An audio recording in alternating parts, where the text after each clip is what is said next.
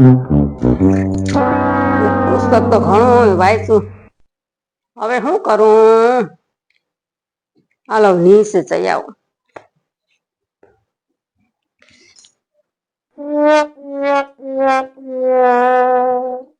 એ વહુ, એ હું નીચે જ આવું છું. એ હા.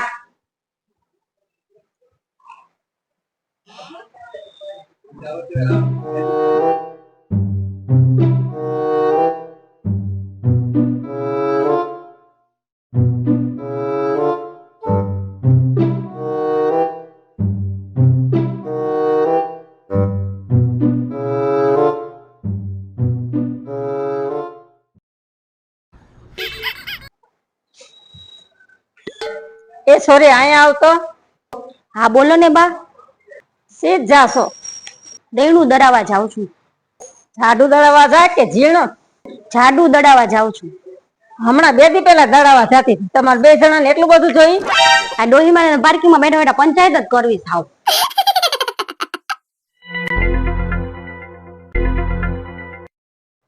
એ છોરી અહીંયા આવતો.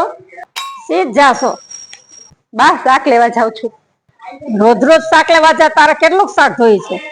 ઘરમાં 6 જણા છે, શાક તો જોઈએ ને. હા તી હારું જાવ. અત્યારની ડોશીઓને બેઠા બેઠા પંચાયત જ કરવી.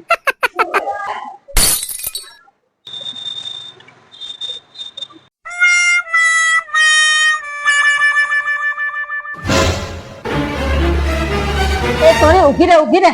ક્યાં જાશે? મારા મમ્મી ની ઘરે. તારે આ હારું ગામમાં પિયર છે તી કા? હા ઓ. તારી બેન નો સંબંધ કરવાનો છે? હા.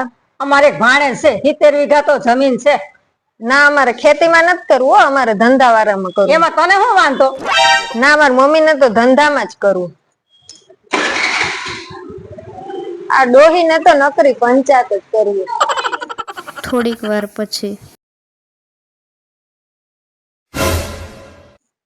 એ છોકરાઓ આઘા રમો, ગાડીઓના કાચ તૂટે, ઘરની બારીઓના કાચ તૂટી જાય છે. જાવ આઘા.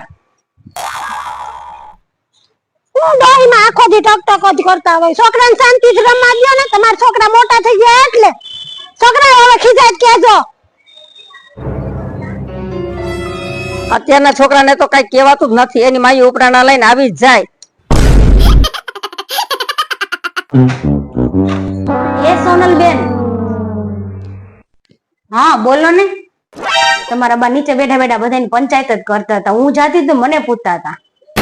અરે એ તો અહીંયા હોખણા નથી રહેતા, અહીંયા બેઠા બેઠા પંચાયત જ કર્યા કરે, એટલે તો મેં નીચે મોકલા, તો ન્યાય હોખણા નથી બેહતા. આ તો બાજુમાં રહી ને મને એમ થયું કે હાલો કહું. સારું તો હાલો હું તો જાઉં. આજ તો બા આવે ને એટલે બાને આજ કેવું જ પડશે.